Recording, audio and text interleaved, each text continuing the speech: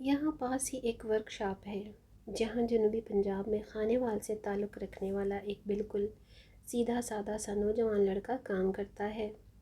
آتے جاتے مسکراہٹ کا تبادلہ بھی ہوتا رہتا ہے۔ رمضان شروع ہوا تو اکثر مسجد میں بھی ملاقات ہونے لگی۔ اور جب بھی مجھے ملتا اگلے دن کی روزے گن کر بتاتا کہ کل اتنے روزے ہو جائیں گے۔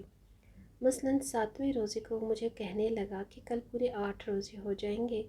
دن بھر ورک شاپ میں کام کرنے کے بعد وہ شام میں وہیں ورک شاپ میں 3-4 لڑکوں کے ساتھ سو جاتا ہے۔ صبح اٹھ کر وہ سب پھر سے اپنے اپنے کام میں لگ جاتے ہیں۔ وہ مجھے بتاتا رہتا ہے کہ ورک شاپ میں ساتھ رہنے والے لڑکے اچھے نہیں ہیں اور بلا وجہ مجھ سے اپنے کام بھی کرواتے رہتے ہیں اور کسی نہ کسی بہانے تنگ کرتے رہتے ہیں۔ وہ ساتھ یہ بھی بتاتا رہتا ہے کہ 25ویں روزے کو گھر واپس جاؤں گا اور پھر دوبارہ یہاں نہیں آؤں گا۔ ہوا کچھ یوں کہ آج شام میں افطاری کے لیے کہیں اور گیا ہوا تھا۔ رات گئے آن لائن بائک کی رائڈ لے کر واپس آ رہا تھا تو کمرے تک آنے کی بجائے سڑک پر ہی میں اتر گیا کہ آگے پیدل چلا جاتا ہوں۔ اتر کر دیکھا تو بٹوے میں کھلے پیسے نہیں تھے۔ پیسوں کے لیے ادھر ادھر دیکھ رہا تھا تو پاس یہ ایک ہوٹل پہ وہیں بیٹھا نوجوان نظر آیا۔ مجھے دیکھ کر وہ فوراً اٹھ کر میری طرف آیا اور پوچھا کیا مسئلہ ہوا۔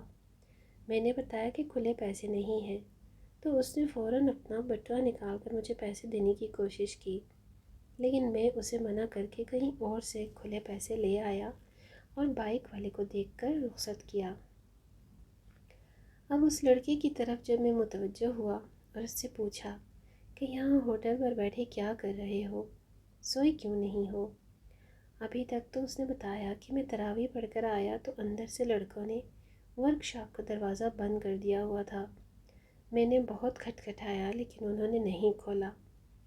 اب 2 گھنٹے سے دروازہ کھٹکھٹا رہا ہوں، وہ آگے سے ہنس دیتے ہیں لیکن دروازہ نہیں کھول رہے۔ میں نے پوچھا پہلے بھی کبھی ایسا ہوا ہے؟ تو کہنے لگا ہاں، ایک دفعہ پہلے بھی رمضان میں ایسا ہو چکا ہے کہ میں تراویح پڑھ کر آیا تو انہوں نے دروازہ بند کر لیا۔ میں نے پوچھا پھر ساری رات کیا کرتے رہے تھے؟ کہنے لگا پھر سحری تک یہیں ہوٹل کی کرسی پہ بیٹھا رہا تھا۔ میں نے پوچھا وہ لوگ سو گئے ہیں کہ یا جان بوجھ کے دروازہ نہیں کھول رہے؟ تو وہ کہنے لگا جاگ رہے ہیں لیکن جان بوجھ کر تنگ کر رہے ہیں مجھے۔ آپ کو بتایا تو تھا کہ وہ اکثر ہی تنگ کرتے رہتے ہیں۔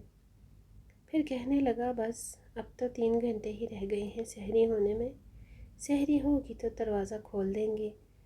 مجھے تو اور کچھ نہیں سوچا، اسے ساتھ لے کر اپنے کمرے میں آ گیا تاکہ سحری تک وہ میرے پاس سو جائے اور پھر چلا جائے۔ کمرے میں آ کر اس نے کہا وہ نیچے کارپٹ پہ سوئے گا، میں بستر پہ سو جاؤں، لیکن یہ میری غیرت نے گوارا نہیں کیا تو اس سے زبردستی بستر پر میں نے سلا دیا۔ اب میں کارپٹ پہ بیٹھا یہ تحریر لکھ رہا ہوں اور وہ بستر پہ سکون سے سویا ہوا ہے۔ میں سوچ رہا ہوں ہم لوگ اتنے کم ظرف اور گھٹیا کیوں ہوتے ہیں کہ بلا وجہ دوسروں کو تکلیف دے کر خوشی اور سکون محسوس کرتے ہیں۔ ہم مذاق اور تذلیل میں فرق کیوں نہیں کرتے؟ دوسروں کو اذیت پہنچا کر ہمیں کون سا اطمینان اور سکون ملتا ہے کہ ہم اپنے آپ کو بڑا بڑا محسوس کرنے لگتے ہیں۔ اگر ویڈیو اچھی لگے تو شیئر اور لائک ضرور کیجیے گا۔ اگلی ویڈیو تک اللہ حافظ۔